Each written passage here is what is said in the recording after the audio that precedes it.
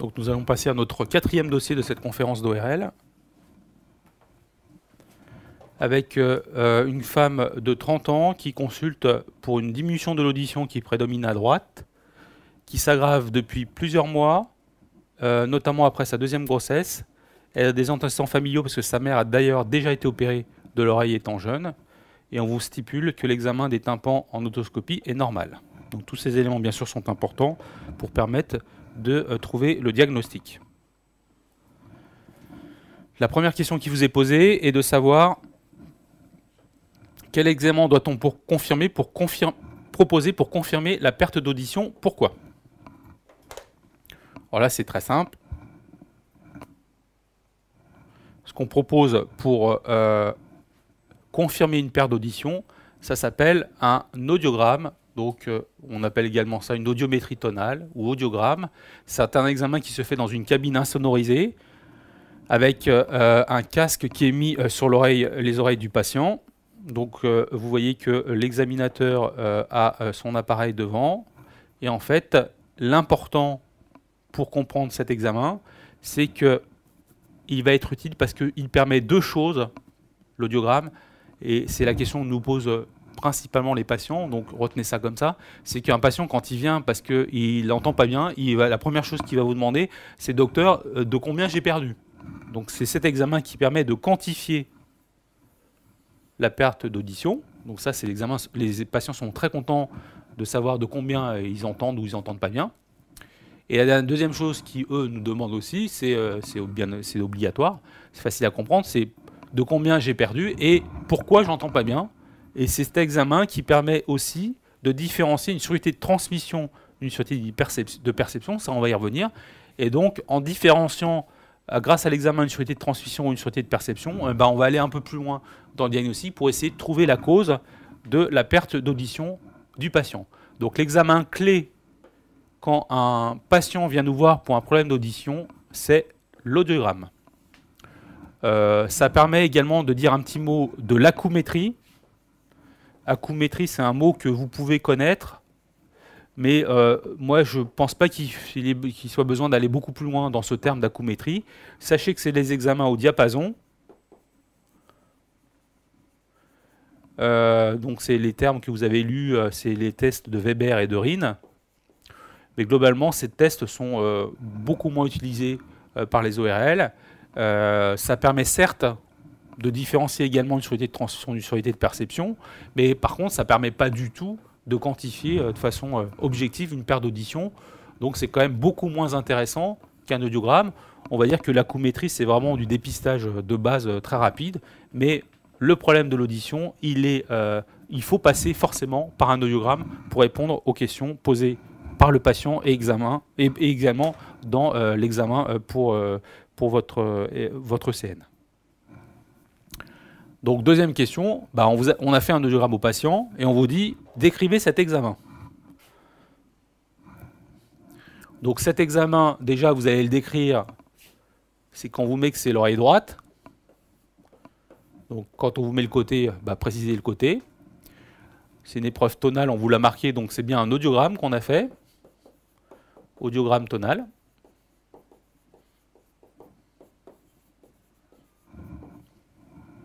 Et ce qu'on peut décrire sur cet examen, c'est que, c'est donc l'examen dont on parlait tout à l'heure, l'examen au casque, c'est que lorsqu'on fait cet examen, c'est pour ça que je ne vous demande pas de retenir l'examen par l'acoumétrie, parce que vous risquez de confondre et pas comprendre du tout ce qui se passe sur l'audiogramme. Donc c'est pour ça que j'insiste un petit peu sur la description d'un audiogramme, puisque bien évidemment, comme vous allez le voir dans ce dossier, c'est très simple pour vos dossiers, pour vos examens, de vous mettre en iconographie des types d'audiogrammes à commenter, plutôt qu'à commenter des Rhin et des Weber, ce qui n'est pas un gros intérêt, et on passe de toute façon toujours par un audiogramme. Donc la majorité des dossiers pour votre examen, si on vous parle de problème d'audition, forcément, vous aurez probablement à commenter mais des choses très très simples. On vous demandera, en fait, la seule chose qu'on vous demandera pour décrire un examen audiométrique, c'est les côtés, puisqu'on pourra vous proposer une surdité unilatérale ou une surdité bilatérale. Et selon qu'elle est unie ou bilatérale, les diagnostics ne sont pas toujours les mêmes. Et puis selon le caractère uni ou bilatéral du problème d'audition, après vous aurez trois possibilités, donc dans votre audiogramme. Donc je fais un petit tableau, mais vraiment très simple.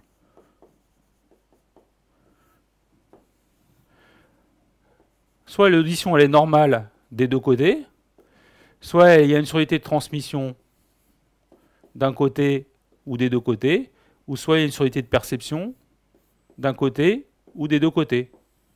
Donc c'est très simple à faire comme examen. On vous mettra soit l'oreille droite et l'oreille gauche avec un côté normal, un côté pas normal. Et quand ça sera un côté pas normal, soit ça sera une surdité de transmission, soit une surdité de perception. Et selon les diagnostics à poser, eh ben, vous aurez des choses pas très compliquées à répondre. Alors après, comment dépister une surdité de transmission par rapport à une surdité de perception? Bah, c'est très simple. Là, vous avez les décibels. Et là, vous avez en hertz les fréquences. C'est-à-dire que quand on fait cet examen, il est bien sûr un côté puis l'autre, on fait deux courbes, une courbe aérienne et une courbe osseuse. Ce qu'il faut comprendre, c'est qu'on va envoyer des sons à différentes fréquences. Ça, c'est les fréquences graves, 125, 250, et les fréquences très aiguës, 4000, 8000 Hz. Et les fréquences de la conversation, c'est 5000, 1000 et 2000 Hz. Donc on a 1, 2, 3, 4, 5, 6, 7 fréquences à faire dans notre examen. Et pour chaque fréquence, on va envoyer un son sur le casque du patient et il va nous répondre s'il entend le son qu'on va envoyer. On cherche les seuils, c'est-à-dire les sons les plus faibles qu'il entend. Donc progressivement, on augmente l'intensité du seuil et dès que le patient dit « Ah, là j'entends », eh ben, on coche le point. Donc on commence d'abord par un casque en aérien, c'est ces petits symboles-là. Et une fois qu'on a fait ce premier temps, on met un petit vibrateur sur l'os de l'oreille derrière, et on va envoyer des sons par l'intermédiaire de ce vibrateur, et également on va noter à quel moment le patient entend un son par le vibrateur. Tout ce qui est situé entre 0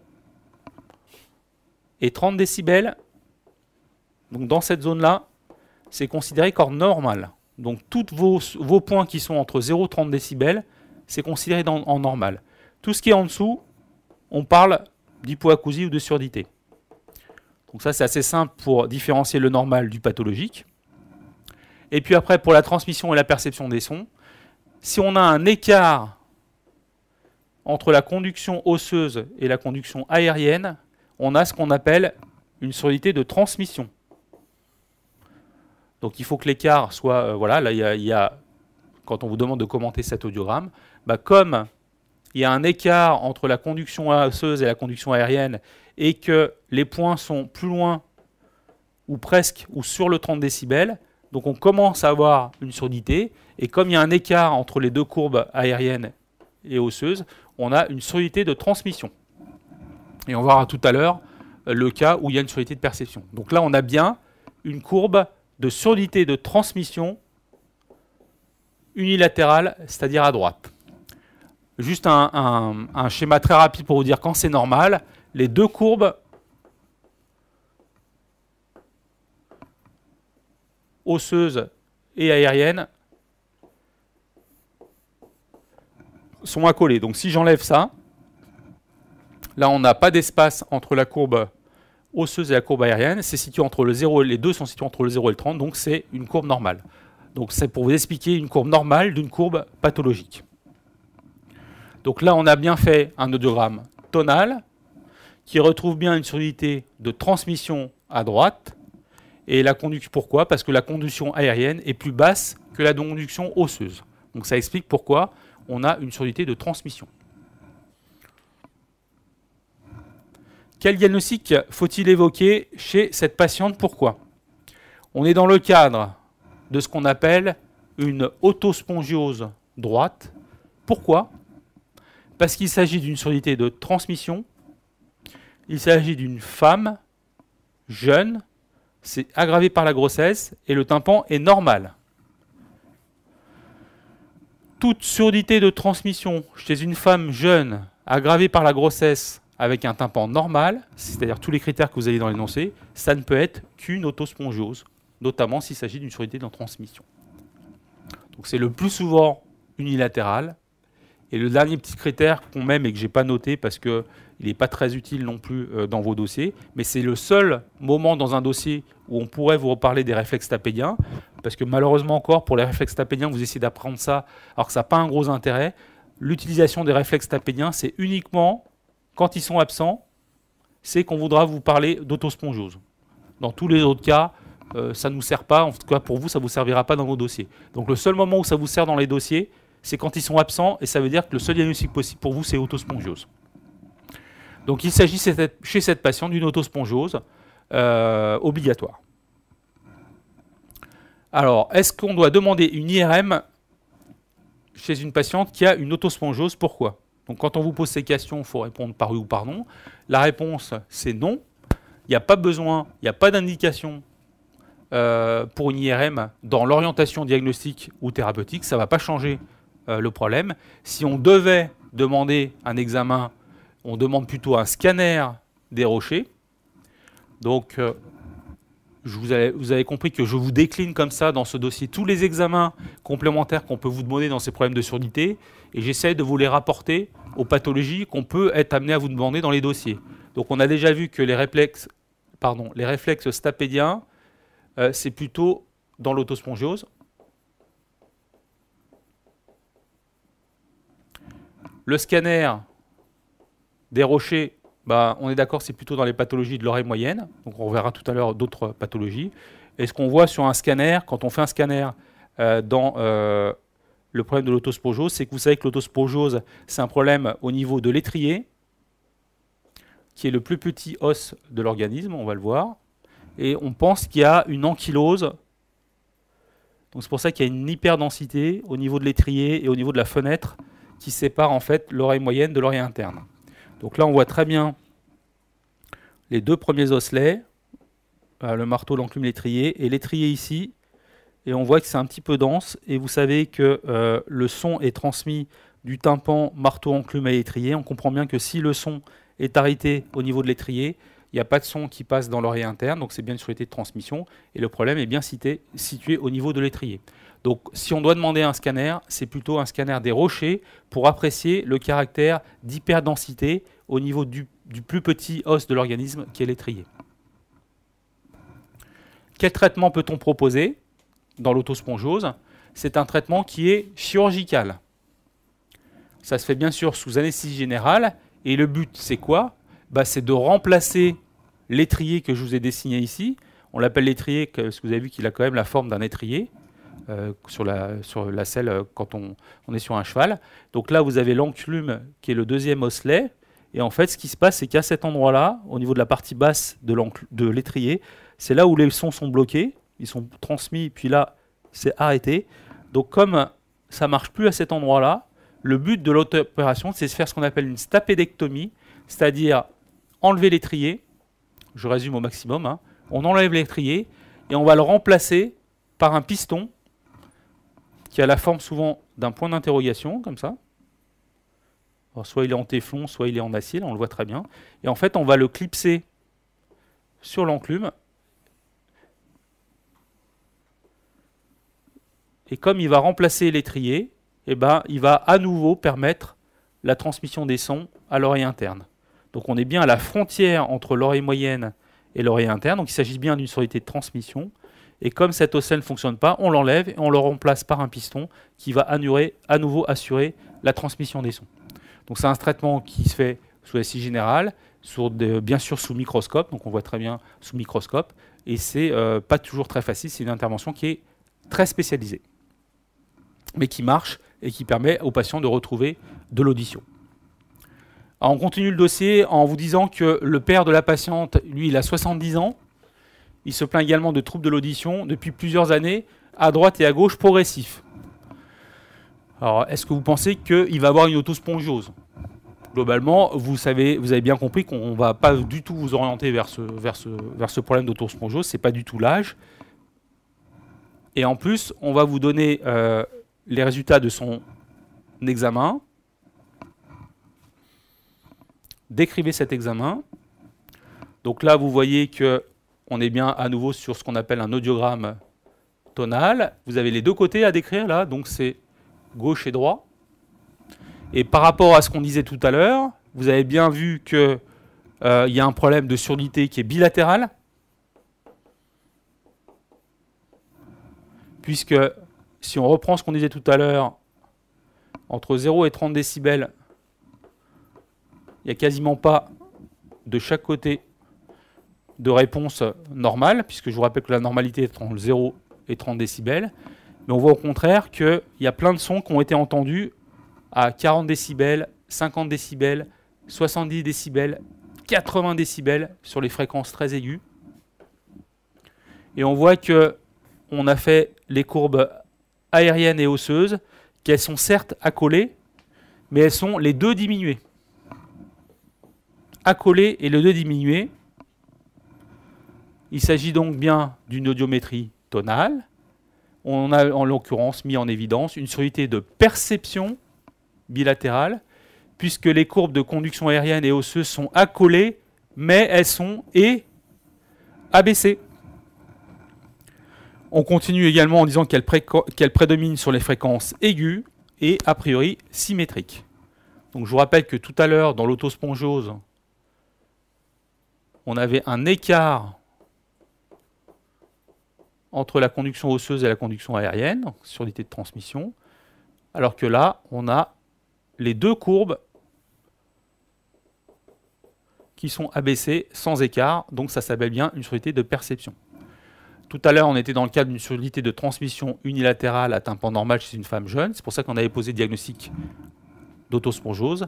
Là, on est dans le cadre d'une surdité de perception bilatérale, prédominant sur les fréquences aiguës, a priori symétrique, chez un patient âgé. Quel diagnostic faut-il évoquer? Pourquoi? C'est évident qu'il faut répondre presbyacousie bilatérale. Pourquoi? Il a l'âge. C'est une surdité de perception bilatérale prédominant sur les fréquences aiguës. Donc vous avez tous les critères pour poser ce diagnostic, qui, je vous rappelle, est la surdité la plus fréquente en perception, qui va tous nous atteindre un jour ou l'autre avec l'âge, puisque c'est un vieillissement normal des cellules de l'oreille interne.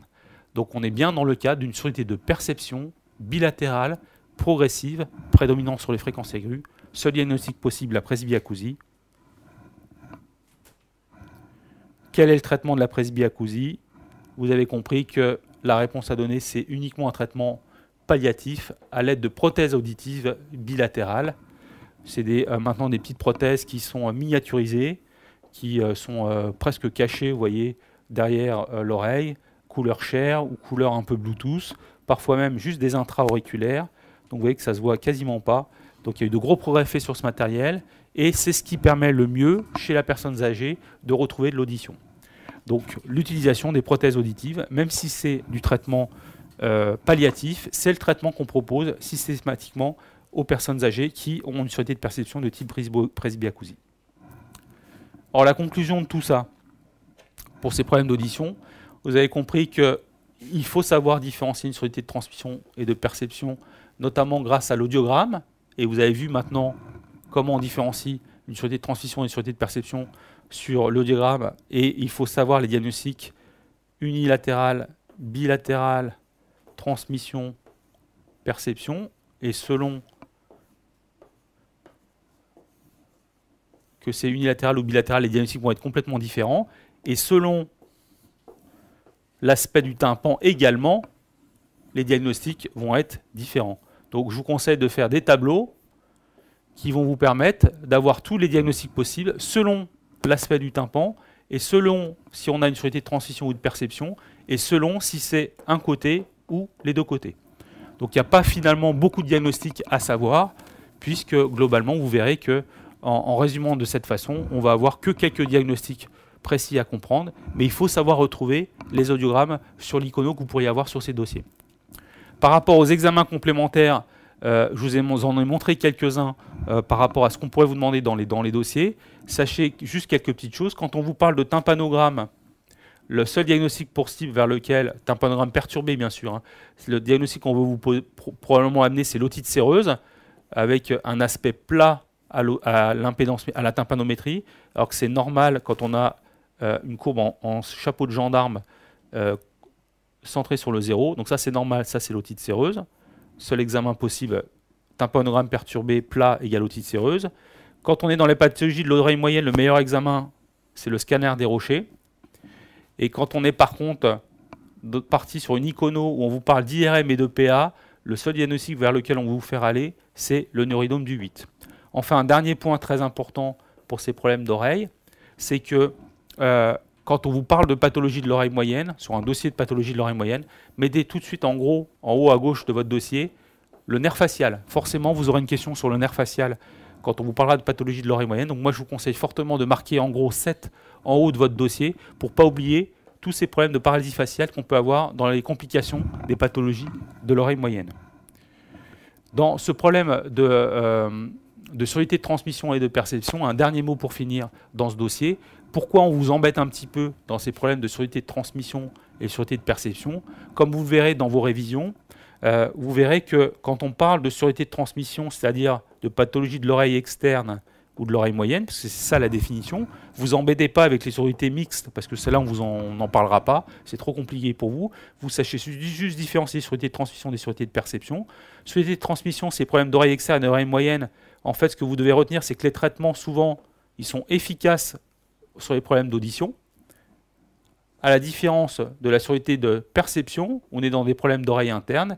Et comme vous avez pu vous en rendre compte, les traitements des surdités de l'oreille interne, ils ne sont pas très efficaces. C'est la presbyacousie avec les appareillages, c'est les surdités brusques avec des traitements qui sont empiriques. Donc globalement, c'est pour ça qu'on vous demande de comprendre et de différencier les surdités de transmission des surdités de perception. C'est surtout par rapport au traitement et l'évolution de ces surdités qui n'est pas formidable. Donc voilà les items qui étaient abordés dans ce dossier. Et c'était le déficit neurosensoriel chez le sujet âgé, l'évaluation clinique et fonctionnelle d'un handicap moteur, cognitif ou sensoriel, et surtout les altérations de la fonction auditive, en sachant que vous aurez probablement, c'est très à la mode, de parler des problèmes du handicap de la personne âgée. Et au niveau ORL, le principal handicap de la personne âgée, c'est le problème de la presbyacousie.